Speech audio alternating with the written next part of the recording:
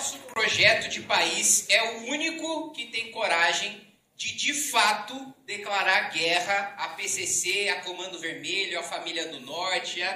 Gente, nós tivemos congresso na Bahia. E aí, a gente foi fazer as nossas fotos, como sempre, em todo o congresso. E aí eu ia fazer assim pra foto. Aí eu, não, isso é símbolo de facção.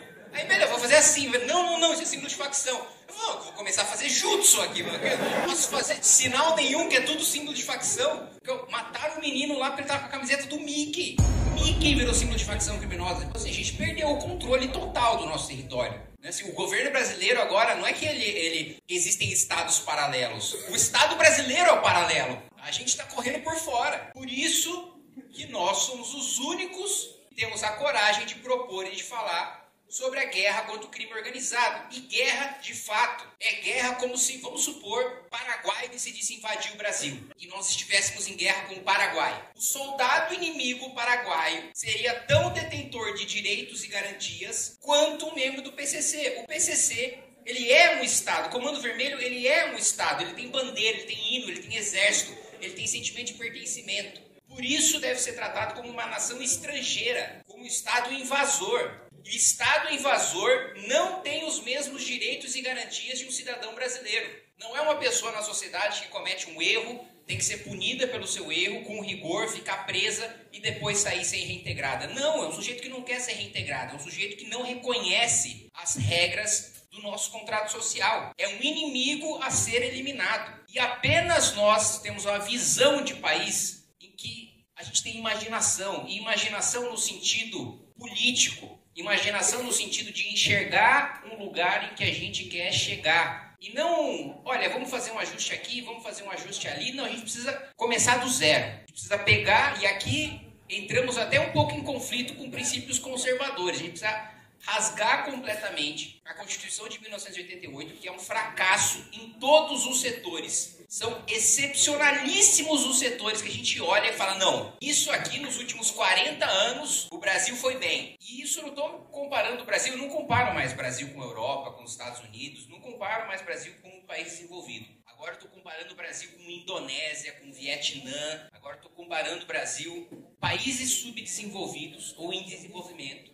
E quando a gente olha para o lado, o imposto mais caro é o nosso. Uma das piores educações é a nossa. Gente, peguem o último PISA, o último exame internacional. Vejam a nota de um aluno brasileiro em matemática que estuda numa escola que custa 15 mil reais por mês. Um aluno brasileiro de elite, filho de rico, que estuda numa escola que custa 15 mil reais por mês. A nota dele de matemática no PISA é pior do que o aluno mais pobre do Vietnã. É esse o nível de... Já não é nenhuma questão de, não, nós temos que dar o acesso dos mais pobres brasileiros aqui, os mais ricos. Não, a nossa elite também é um lixo. Também é desqualificada. Não teve dinheiro que salvasse a nossa elite. E muito da razão da gente estar no esgoto que a gente está hoje é da visão torpe da nossa elite. Eu, Guto, Arthur, nós já tivemos contatos com alguns bilionários. E assim, é estarrecedor.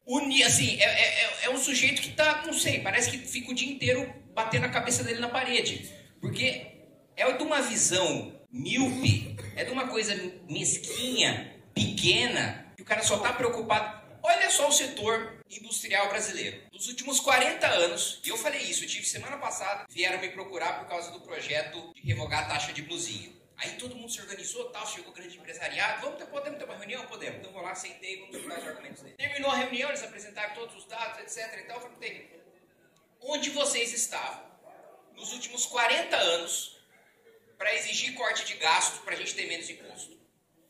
Quando a elite brasileira se juntou para eleger deputado, senador e presidente da república para cortar gasto e vocês não pagarem tanto imposto? O chinês consegue pagar 17% de IVA no seu país de origem, fazer o transporte para o outro lado do mundo, no Brasil, pagar ICMS, pagar 20% de imposto de importação e ainda dar um cacete em vocês, e vocês acham que o problema está na falta de imposto daqui?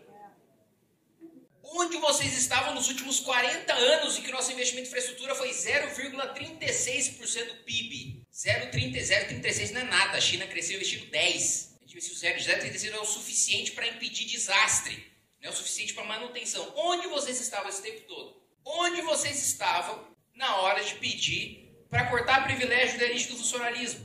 Nos últimos 40, não vou nem falar nos últimos 40, tá? Vou falar só do meu mandato. Nos últimos 6 anos, nunca a elite brasileira me procurou com tamanha organização, força e pressão para fazer nada. A única vez que eu vi a elite brasileira organizada para fazer alguma coisa foi para aumentar imposto de importação. Então, assim, vocês não podem contar comigo para nada, porque vocês não estiveram aqui. Ah, temos que proteger a indústria nacional. Meus amigos, vocês estão sendo protegidos pelo menos desde Getúlio Vargas. Vocês são como se fosse, sei lá, uma criança. A criança, de fato, precisa da proteção dos pais ali para crescer até ganhar autonomia e depois viver a sua vida. O problema é que vocês estão vivendo com seus pais e vocês já têm 90 anos de idade. E aí, seus pais estão morrendo, vocês não sabem pegar um ônibus. Então, vocês já foram muito protegidos. E vocês fracassaram.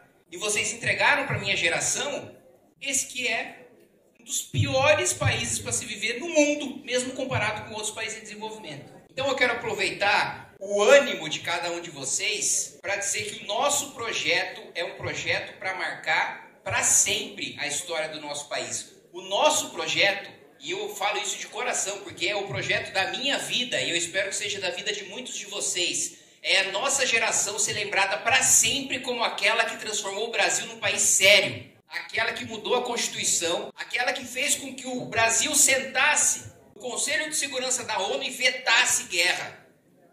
Aquela que fez os Estados Unidos se preocupar se ia sofrer a sanção do Brasil.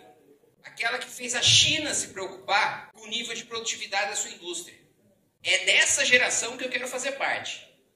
E eu espero que cada um de vocês esteja comigo. Obrigado.